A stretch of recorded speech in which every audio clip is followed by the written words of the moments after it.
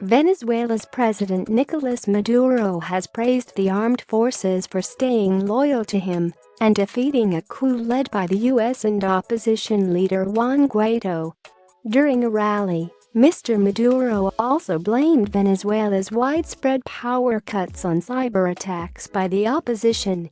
His remarks came during a day of protests in the country by pro-government and opposition groups. In the capital Caracas, some supporters of Mr. Guaidó scuffled with police. Mr. Maduro has retained the support of the military and close allies including Russia and China since Mr. Guaidó declared himself interim president on 23 January.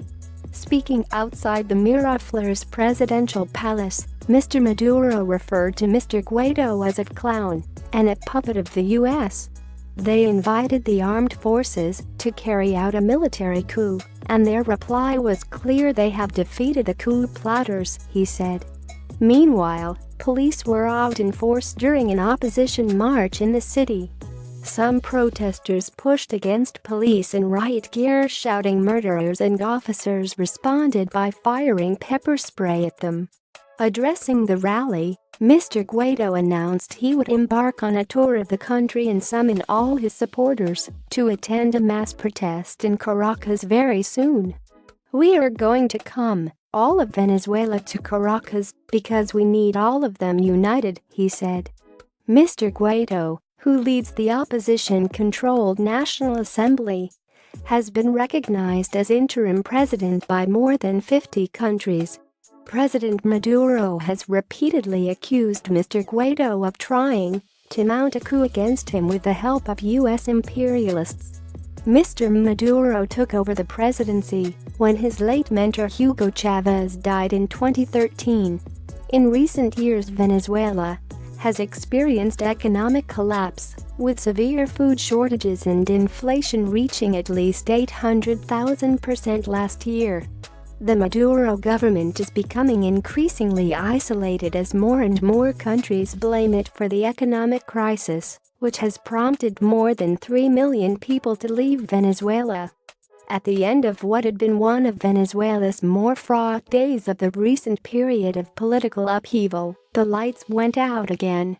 Caracas was plunged back into darkness with the vast majority of the city still without power. Issues are being reported from other cities elsewhere in the country too.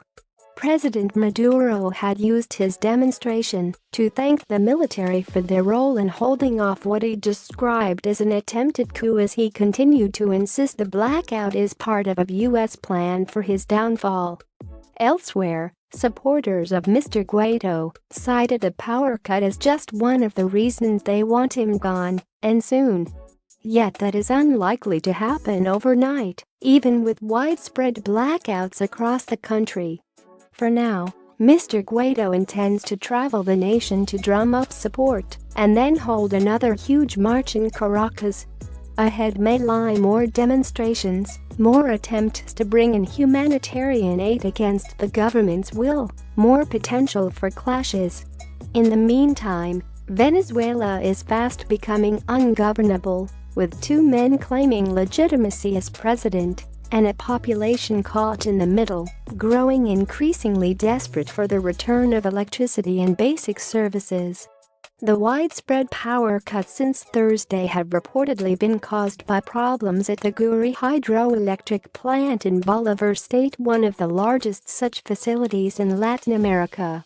A fresh blackout struck on Saturday, El Nacional newspaper reported, cutting power to many areas where it had previously been restored.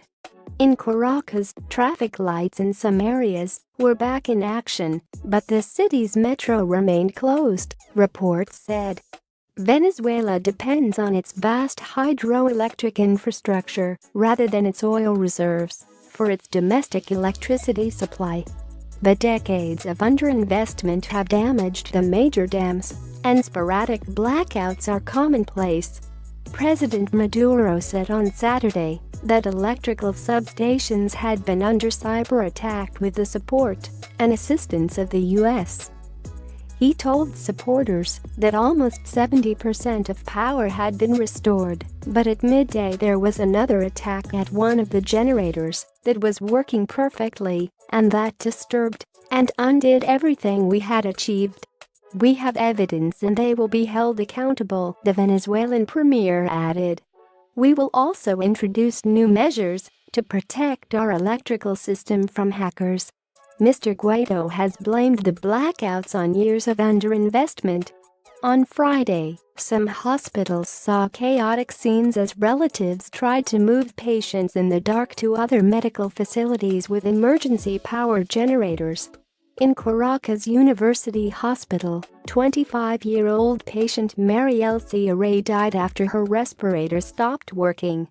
The doctors tried to help her by pumping manually. They did everything they could, but with no electricity, what were they to do, said her uncle Jose Lugo. Generators at a Caracas Children's Hospital failed, with staff reportedly working overnight using their mobile phones for light.